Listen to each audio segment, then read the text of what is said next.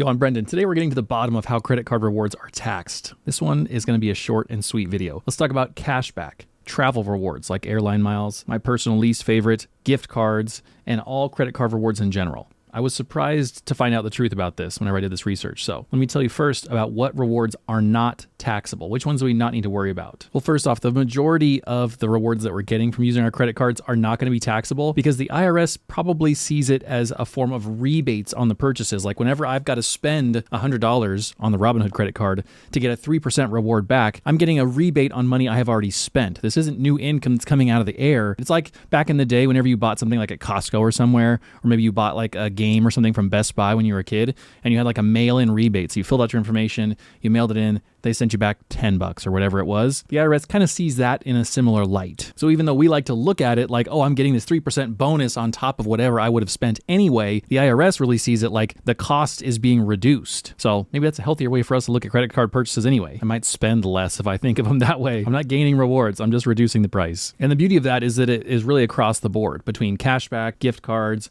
airline miles, redemption on your statement credit, anything like that. As long as you have spent money to get those points so then you redeem for something else, the IRS just sees that as like a rebate. Now let's talk about what exactly happens whenever you are going to get taxed on your credit card rewards, on your cash back, on things like that. Because there are instances when a normal person could actually have that happen. I had no idea this was a thing before today, so let me tell you how. The first way this could happen is whenever you sign up for a new card. If there's not a minimum spend requirement to get a big like lump of bonus in some way, in points or in cash or something else, the IRS could see that as taxable income. Like for example, my favorite credit card of all time is the Amazon Prime Visa card. It's what we've used the most. We save money using Amazon that way, and I think it's generally a good card. And you can see right here that if you're not a card member and you sign up using my link, you get a $100 Amazon gift card instantly. It doesn't say you've got to spend $500 in the first 3 months or anything like that. Just for signing up and getting approved, boom, you get this cash value back. And so in the eyes of the IRS, that is potentially income. Then also related to that same card, actually, if you refer people to using a credit card, like I'm trying to do right now to say, if you're going to sign up for this card anyway, then use my link, then I get like $50 per person who signs up for the card, which I've only had one person ever sign up for it. But if, for example, I get enough people signed up for the card that I actually make a noticeable amount of income from that, then I'll get issued a 1099 MISC statement from the IRS, and they're going to tax me on that. I need to report that back to them. Now, for all intents and purposes, most of us, myself included, don't really even need to worry about this because odds are we're not going to make enough income for the IRS to care. Like if you sign up for this and you get $100 credit from Amazon, will they send you a 1099 for that? Probably not. I'm not expecting a 1099 for the one person that signed up for my link here and maybe $50. I think that threshold is going to be that standard kind of $600. That seems to be the amount of money that IRS actually cares about, the amount of money that somebody like Amazon might actually send you a 1099 for. So if I signed up 12, 15, 20 people and all of a sudden I'm making, $800, oh my gosh, well, let's get this guy a tax form.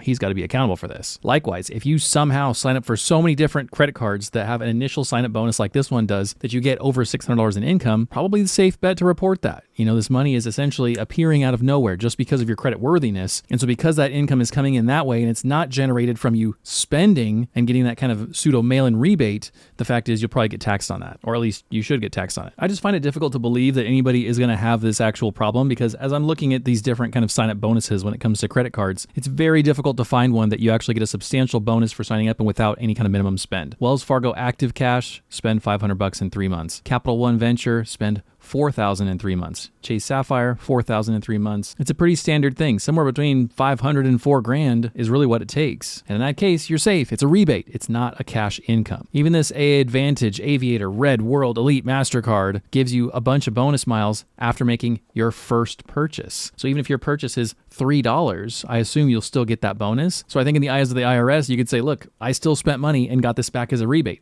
Maybe the rebate was bigger than the purchase that caused this rebate to happen, but still, I'm just using the system here. I got a big rebate. Speaking of taxes and credit cards though, now I want to know, what if you actually pay your tax bill with a credit card? How does that work? Because if I owe thousands of dollars every year anyway in taxes, why not get rewards out of the deal? And can you even do that? What are the ways that you can do that? Does the IRS like that? We'll see that video that I'm going to publish tomorrow. Then subscribe now so you don't miss it. And in the meantime, you can watch a video now about the Robinhood credit card right here. Thank you for watching, and I'll see you guys tomorrow. Bye.